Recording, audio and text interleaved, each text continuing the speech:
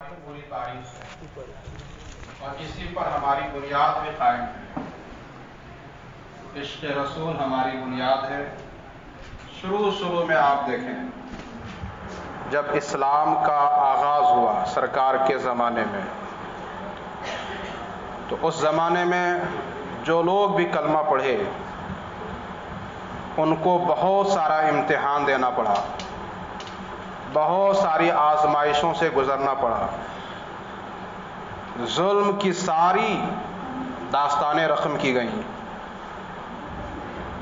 پہلے پہل لوگوں کی تاریخ اگر آپ اٹھا کر کے دیکھیں تو آنکھ کے آنسو روکے نہیں جائیں گے۔ کتنی قربانیاں ان لوگوں نے پیش کی ہے عشق رسول کے لیے۔ جہاں مردوں نے پیش کی وہاں عورتوں نے بھی پیش کی۔ کیا آپ کو معلوم ہے کہ سب سے پہلی عورت کون ہے جو راہ خدا میں شہادت کا جام پی ہے؟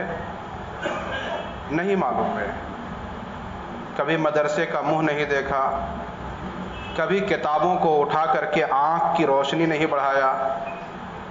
افسوس اس وقت ہوتا ہے کہ جب علماء خوب محنت کر کے اپنی قوم کو اپنی راہ پر لانے کی کوشش کرتے ہیں اور یہ قوم ہے کہ اندھا دھند بس اپنی دنیا میں مگن ہے۔ اس لیے ہوش کے ناخن لینے کی ضرورت ہے۔ یہ ضروری نہیں ہے کہ براہ راست آپ کے چہرے پہ تھپڑ مارا جائے۔ کیا اسی وقت یہ قوم جاگے گی؟ آج پوری قوم کو للکارا جا رہا ہے اور آپ اپنی دنیا میں مست ہیں، مگن ہیں۔ اٹھائیے اسلام کی تاریخ۔ حضرت عمار ابن یاسر، عمار ابن یاسر ایک بہت نمایاں نام ہے، پورے خاندان کو ستایا گیا ہے اسلام کی راہ میں۔ شروع میں یہ لوگ کلمہ پڑھے تھے۔ اللہ کے رسول کے چہرے کو دیکھنے کے بعد دل نے کہا تھا کہ واقعی یہ اللہ کے رسول ہیں اور انہی کا دین سچا دین ہے۔ کلمہ پڑھ لیا، عاشق رسول بن گئے۔ اب مکہ والوں کو یہ گوارا نہیں ہوا، ہر طرح سے ستایا حضرت یاسر کو بھی اور ان کی بیوی حضرت سمیہ کو بھی۔ اتنی اذیت دی گئی، اتنا ستایا گیا کہ مارتے مارتے ان لوگوں نے اس وقت تک ان کو صبر نہ ہوا جب تک کہ حضرت عمار کی موت نہیں آ گئی۔ راہ خدا میں ان کی موت آ گئی۔ ان کی بیوی حضرت سمیہ رضی اللہ تعالی عنہا، یہ وہ خاتون اسلام ہیں جنہوں نے سب سے پہلے شہادت کا جام پیا ہے اللہ کی راہ میں۔ یہ پہلی خاتون اسلام ہیں حضرت، زور سے بولیے، منہ میں نام نہیں آئے گا، زور سے بولیے، حضرت سمیہ۔ یہ وہ پاک باز نام ہیں کہ ان ناموں کی برکت سے اللہ تعالیٰ جنتیں بانٹتا ہے۔ حضرت سمیہ رضی اللہ تعالیٰ عنہا، بہت ستایا گیا ان کو، کھلے میدان میں لایا جاتا تھا۔ ایک بوڑھی عورت ہیں، یہ ایک دم عمر دراز تھی، مگر اتنا مارا جاتا تھا۔ مکے کے جو ریتیلی زمین تھی کنکروں پہ سلا دیا جاتا تھا اور کہا جاتا تھا کہ ان کا دامن چھوڑ دو، جن کو تم نے پیغمبر مان لیا ہے، ان سے ہٹ جاؤ، ان سے الگ ہو جاؤ، لا الہ الا اللہ کا کلمہ چھوڑ دو۔ لوہے کی زرہ جسم پہ ڈال کر کے ان کو دھوپ میں کھڑا کر دیا جاتا تھا۔ ظلم کی انتہا ہوتی تھی، مگر جب اتنا ستایا جاتا تھا تو اس وقت بھی وہ لا الہ الا اللہ ہی پڑھا کرتی تھی۔ اعلیٰ حضرت کی زبان میں اس کو یوں کہہ لیجئے، جان ہے عشق مصطفیٰ روز کرے فضو خدا، جس کو ہو درد کا مزہ ناز دوا اٹھائے کیوں۔ تو یہ درد کا مزہ ان بزرگوں کو مل گیا تھا، یہاں تک کہ ایک دن ابو جہل کانپتے ہوئے غصے میں بہت سمجھایا، مگر جتنا وہ سمجھاتا رہا حضرت سمیہ کا عشق رسول اتنا ہی بڑھتا ہی رہا۔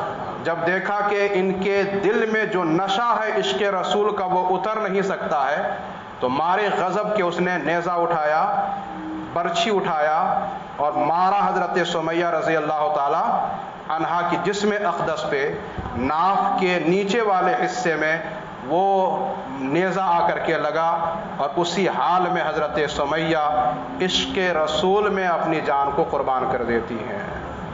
تو یہ پہلی خاتون اسلام ہیں جنہوں نے اسلام کے درخت کو اپنے خون سے ہرا بھرا کیا ہے۔ حضرت سمیہ رضی اللہ تعالیٰ عنہ کے بعد آپ کے بیٹے حضرت عمار رضی اللہ تعالیٰ عنہ، انہوں نے ہی سب سے پہلے مسجد کا تصور اور مسجد کی بنیاد ڈالی۔ جب سرکار دو عالم صلی اللہ علیہ وسلم مکۃ المکرمہ سے ہجرت کر کے مدینہ شریف گئے تو پہلے مدینہ شریف نہیں، قباء میں تشریف رکھے۔ آقا کریم کی بارگاہ میں عرض کرتے ہیں، یا رسول اللہ، ایک سایہ دار جگہ ہو جہاں آپ دوپہر میں آرام کریں اور وہیں پر اطمینان سے نماز ادا کریں۔